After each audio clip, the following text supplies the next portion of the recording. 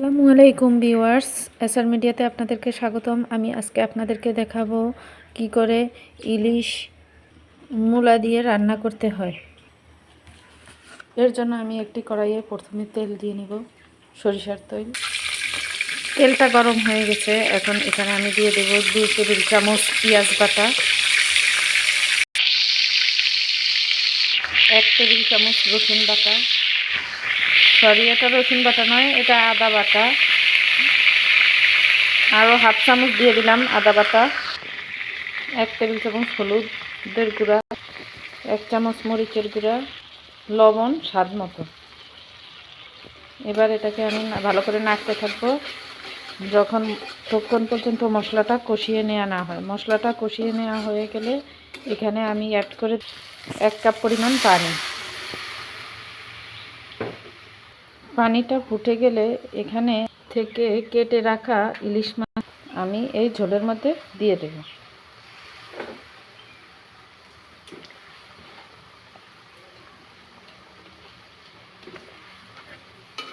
দিয়ে এটাকে এভাবে নেড়ে চেড়ে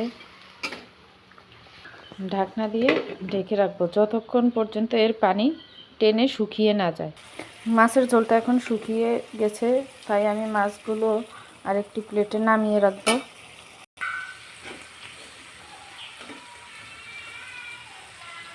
আমার মাছগুলো নামানো হয়ে গেছে। এখন আগে থেকে কেটে রাখা মূলাগুলো আমি এতে ঢেলে দেব।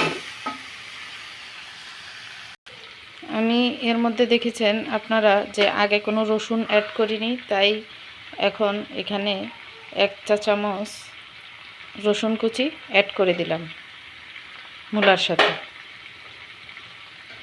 অ্যাড করে এটাকে ভালো করে নেড়ে চেড়ে 5 মিনিটের জন্য লো আঁচে ঢেকে রাখবো। এখানে আমি আসলে একটা ইলিশ মাছের জন্য আধা কেজি পরিমাণ মূলা নিয়েছি। 5 মিনিট হয়ে এলে আমি এর মধ্যে দিয়ে দেব পানি।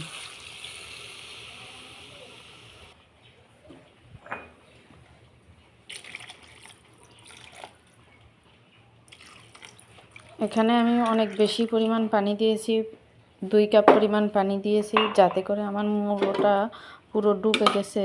এখন এই ঝোলটা যখন টকবগিয়েও উতরিয়ে যাবে তখন আমি এর মধ্যে মাছটা দিয়ে দিব। এখন আমি চুলার আঁচটা বাড়িয়ে দিয়েছি। দেখুন মূলার ঝোলটা একদম টকবগিয়ে উতরিয়ে গেছে।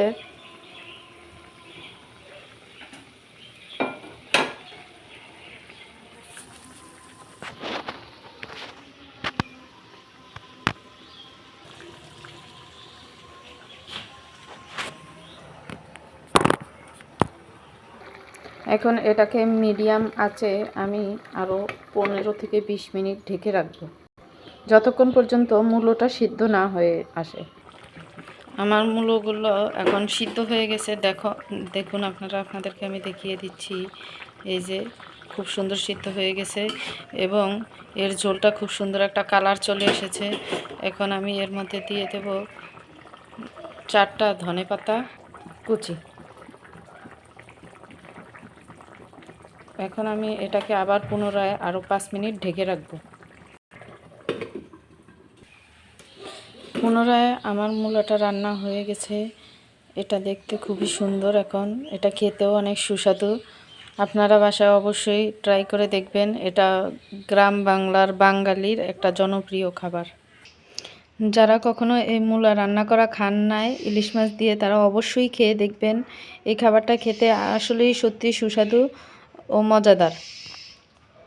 আজকে আমার ভিডিওটা এই পর্যন্তই। এতক্ষণ আমার সঙ্গে থাকার জন্য আপনাদের সবাইকে অনেক অনেক ধন্যবাদ। আল্লাহ হাফেজ।